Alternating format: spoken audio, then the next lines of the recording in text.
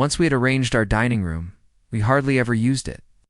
We preferred the cozy atmosphere of the kitchen, and that had been the case for a long time. I had set up my work desk there, and its beautifully detailed design offered plenty of room to organize everything I needed. I'll admit I was somewhat obsessive about cleanliness, and I adored the soft, diffused light that filled the space. Then she walked in, the sound of her new high heels clicking sharply on the floor, announcing her arrival. She called out to me, but I was too focused on my work to respond. Only when I was finished did I finally shout back, "I'm here. Can you come in for a minute?" She rolled her eyes before stepping into the doorway. "What is it?" she asked, clearly in a rush. I pulled her close and wrapped my arms around her. At 47, tall and graceful, she had an alluring figure. Her chest was beautifully proportioned, not too large but very responsive, having no children. She hadn't gone through the challenges of post-pregnancy weight, and her weight was nearly the same as it had been when we married 27 years ago. I had always admired her chestnut hair, but I couldn't help feeling a little disappointed when she went blonde 4 months ago. She didn't look quite herself. Perhaps I was just being biased. "I won't take long," I reassured her. "Besides, I have a feeling your meeting might be canceled. Let's go. I'll leave you in peace to finish this up." You made it pretty clear where. "You prefer me to be—" She sighed dramatically, rolling her eyes before sitting down opposite me. "Thanks. As I said, I'll be brief," I continued. "I want you to think carefully and be honest. This isn't just a hypothetical. It's all mean monetary terms. How much do you think intimacy with you is worth? Do you believe different acts have different values? I know escorts have varying rates." I went on. "I'm not exactly sure how much women charge for their affections, but I imagine it's quite a bit. I need your help to set a baseline for some research. In your opinion, is your value closer to that of a courtesan or more like a street worker? Or maybe I should aim for something in the middle." I paused briefly. Should I factor in things like enthusiasm, skill, and seductive elements such as lingerie, or mood setting like soft lighting, candles, or indulgences like strawberries and chocolate? I'm also considering the appeal of motels and similar places. I continued my monologue, observing her expression shift. Her mouth slightly opened in disbelief. When I paused, hoping to give her a chance to respond, she quickly closed it. "What? Are you talking about— This isn't funny, Donald. It's ridiculous," she said, using my full name, a clear sign of irritation. I knew if I pushed further, she'd explode in anger. "Oh, I get it, Sherry. It's absurd, just like everything else has. Been since you started flirting with Jameson." "So it's Jameson, is it?" I added. "What a pretentious name. It's just some bumpkin in a suit. His friends call him Jimmy Jam. And honestly, that name suits him better." Her eyes narrowed, and I could feel the storm brewing. "Go on, Mount St. Helens erupt." "Already," I muttered. "I've told you already. There's nothing going on between us. He doesn't even mean that much to me. Is that really what this is about?" She shot back, clearly upset.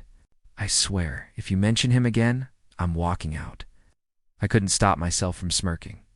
Jameson, Jameson, Jameson, Jameson, Jameson, Jameson. Doesn't it? Got backwoods rapper rhyming about his pickup truck, partying, and maybe even getting involved with married women. I see a promising future for him, with plenty of money ahead. A flash of surprise crossed her face, but it quickly faded, replaced by a narrow gaze as she seemed to start understanding where I was going with this. "I'm really sorry, Sherry," I said, trying to smooth things over. "I got off track and it won't happen again. Let's shift the focus back to something more practical. To be honest, I had my reservations about coming here at first. Even though my career was progressing well with every passing day, I began to appreciate this place more and more. Yesterday was pleasant. I even managed to play a round of golf in the last week of February. The weather's been unpredictable, but I've decided to stay here regardless.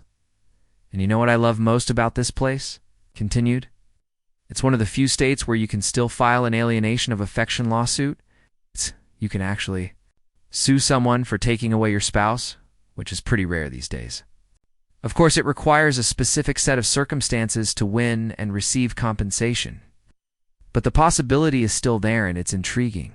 That's why I've dived deep into this research. I want to compile a thorough report outlining the behaviors in question, their frequency, and the methods I've used to gather the data. I have a few video recordings and several witnesses which should provide a solid foundation for my conclusions. However, it would be really helpful if you could clarify something for me. How much do you think a night with you is worth? Almost like a consultation with an expert. My lawyer found my idea amusing, but ultimately saw its potential, citing precedents. This could change the way people view these types of lawsuits, raising the financial stakes and potentially leading 2 more settlements. This would benefit the lawyers and make it easier for judges to determine the appropriate financial payouts. I need your cooperation on this. If you don't, my lawyer will make sure your involvement is thoroughly documented, step by step. These are the kind of statements I need, and you should consider the benefits you might gain once the separation and divorce papers are signed. After that, any expenses we incur will stop. We won't even need to serve official notice. It's easy enough. Just visit his office. Think ahead about how much you and Jameson can save on gas and hotel expenses if you start living together. By the way, he does have a spare room, if he can persuade his wife to agree. Incidentally, I've shared my findings with her, and she plans to use them in her case against you, so it might be better if you meet somewhere else. You could even split the attorney's fees with her. His gaze drifted down to Sherry, unconscious on the dining room floor. It wasn't so much a fall as it was like a balloon deflating as she slowly sank down. So much for being an expert consultant, but that was no longer important. The documents I had prepared spoke for themselves. I neatly printed out my research, folded it, and placed it on her chest. She'll find it once she wakes up. In the meantime, my lawyer, Mrs. Jimmy Jam, and I are off to dinner at the best barbecue joint in town. I hope Sherry understands that once that door closes behind her today, there's no going back. Need to change the locks now. It's gotten to the point where I can't even enjoy a meal and P. Sherry's called me 10 times and I've had to mute her.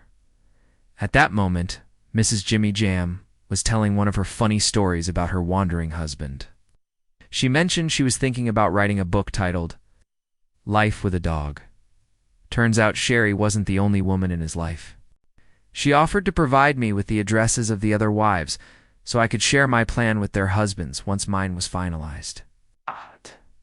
After all, we didn't want everyone to flip the script all at once, right? I refocused on her story. Things were far from simple. Sherry wasn't ready to end the marriage. She was genuinely sorry and insisted it would never happen again, claiming she had learned from her mistakes. For 5 months, she fought to salvage the relationship, but eventually she gave up, signed the divorce papers, and went back home. By the time the process started, Jameson had attracted media attention, and the judge, an eccentric old-timer with 2 ex-wives, allowed me to testify as a witness. The courtroom burst into laughter when he tried to blend into the background. Surprisingly, he turned out to be quite wealthy, owning half a car dealership. In the end, I received a much larger settlement than I had anticipated. Mrs. Jameson got the house and a quarter of the dealership. When everything was said and done, she shared my findings with the other 3 husbands. Turned out he was lucky to keep his job as a car salesman rather than owning a stake in the dealership.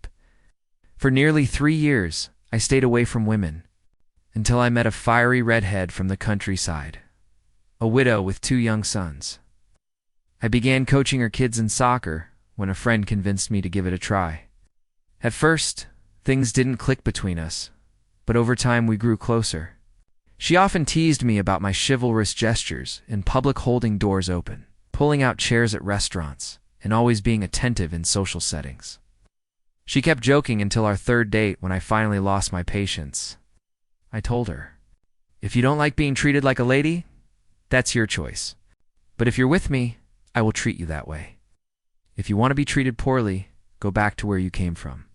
She looked confused but quietly waited for me to open her car door. We drove home in silence. Later, as I walked her to her door, she apologized. I did my best to explain my point of view. I was raised with certain values. My grandfather believed women should be treated with respect in public like a lady, and in private like a partner. And of course he had his own views on intimacy. Her eyes glimmered in the moonlight. "And if I were to be in a relationship with you, how would I engage with you in that intimate space?" I asked. I would cherish you as an incredible individual, focusing on making our time together unforgettable. My goal isn't to dominate or control, but to be a lover who leaves you completely fulfilled. But I feel we haven't reached that moment yet. Do you know what might be holding you back, my dear? Overthinking. The next morning, we were late picking up the boys, and her mom gave us a knowing smile. A year later, when we gathered them around the table to share the news that in 5 months I would be their new dad, they burst out in joy. We had a playful relationship, and I joked to the eldest, telling him he'd be the one to carry the ring. The youngest was curious about his role, and asked, "What will my part be?" I replied, "Well, we'll need a flower girl." "Mommy, Daddy wants me to be the flower girl," he exclaimed. I reassured him, "You'll look absolutely stunning in the dress." He seemed on the verge of tears, so I pulled him into my arms and sat him on my lap. "I'm just kidding, son. How about you carry the ring and your brother will be the best man?" No one objected, and that's exactly how it went. 5 years later, it's amusing to hear them grumble about having to look after their little sister. After that, I never saw Sherry again. According to my older brother, she lived alone and worked 2 jobs to support herself after the divorce. It was as if she had disappeared, and you know what? I don't regret for a second that Sherry cheated on me and our marriage ended. In fact, I'm grateful to her, because now I'm truly happy with the woman who gave me a daughter. The only thing I regret is wasting 27 years on someone who didn't deserve me. This concludes the story. If you enjoyed it, don't forget to like and subscribe to the channel.